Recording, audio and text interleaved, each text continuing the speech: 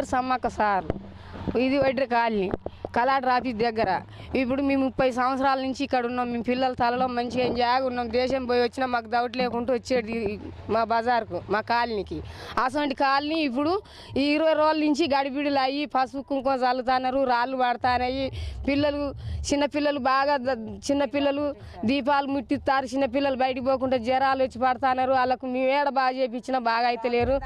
తెల్లని దాకా రాళ్ళు పడుతున్నాయి. మేము తెల్లారులో కావాలి కాసి మేము బయటికి పోకుండా గడబిడలు అయి భయం చూసి ఇప్పుడు 20 రోజుల నుంచి జరుగుతానే సార్. మాకు ఇబ్బంది ఏందో మాకు న్యాయం చేయండి సార్. నా పేరు శ్రావణి, మాది వడ్రే కాలనీ. ఈ రాళ్ళు తెల్లని దాకా పడుతున్నాయి. మరి గాలి అని తెలుస్తలేదు, భూతం అని తెలుస్తుంది, దొంగలు దూరైనా మాకు తెలియట్లేదు. మేము ఆడపిల్లలము, మాకు బయటికి వెళ్ళడానికి ఇబ్బంది అవుతుంది. ఇది ఇక్కడ వాళ్ళు చెప్పడానికి ఎవరు లేరు. మా పెద్ద మనుషులు, మా పటేలు వాళ్ళందరూ చూస్తున్నారు. వాళ్ళు ఇంక్వైరీ అంతా తిరుగుతున్నారు. ఇది మరి ఎక్కడైంది మాకు తెలియట్లేదు. పసుపు కుంకుమలు కొబ్బరికాయలు ఇవన్నీ తీస్తున్నారు. మళ్ళీ ఇక్కడ ఏం చేస్తున్నారు అంటే మా కరెంట్లు పోతున్నాయి. మా దేని వల్ల అని మాకు ఇది ఒక్కటి కావాలని కోరుకుంటున్నాం.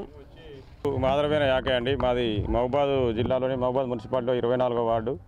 ఈ 24వ వార్డులోని స్థానిక వడ్డరి కాలనీ అనే ఒక కాలనీలో ఒక గత 10-15 రోజుల కాలం నుండి వీళ్ళ ఇండ్ల మీద ఎవరో గుర్తు తెలియని వ్యక్తులు రాళ్ళు వేయడం జరుగుతుంది. ఈ రాళ్ళు ఎవరు వేస్తారంటే అంటే గాలిలో అయ్యే పడతానే ఎవరు మనసు లేట్లేదు అనేది వీళ్ళ ఆరోపణ. మేము కూడా చాలామంది అంటే మన వార్డు పోలీసులు అయితే మేము కూడా 2-3 రోజుల కాంచి నైట్ ఇట్లా కాపులు వేయడం జరిగింది. 11 గంటల దాకా మేము ఉన్నప్పుడు పడతలేవు, మళ్ళీ వెనక కట్టి తిరిగే వరకు మళ్ళీ రాయి పడతాను. ఎవరు వేస్తారు అనేది అర్థం కావట్లేదు. దీనివల్ల ఇక్కడ దీంతో పాటు దీనికి తోడేందంటే ఇక్కడ 3 బాటలు ఉంటాయి. ఈ చుట్టుపక్కల కెనాల్ కాలం ఉంటుంది. బాగు చేసుకొని కుంకుమ పసుపు కలర్ దారాలు నిమ్మకాయలు కోళ్ళు వేయడం వల్ల వీళ్ళు ఇంకింత భయానికి లోనయ్యి కొంచెం భయానికి కొంతమంది ఇల్లు కాల్ చేసి కూడా పోవడం జరిగింది. ఇవి ఉన్నోళ్ళు కూడా ఒకటే ఇల్లు మీద పడడం వల్ల వీళ్ళు కూడా భయమై మాకేమైనా అవుతుందని వీళ్ళు కూడా మేము ఇంట్లో ఉండం వెళ్ళిపోతాం అనే జరిగితే ఇలా పొద్దుగాల సీఐ గారు కూడా వచ్చి వాళ్ళకి కౌన్సిలింగ్ చేయడం జరిగింది. కళాజాత పెట్టిద్దాం, మీరు మూఢనమ్మకాలు నమ్మొద్దు, ఎవరు కావాలనే వ్యక్తులు ఇస్తారని చెప్పడం జరిగింది.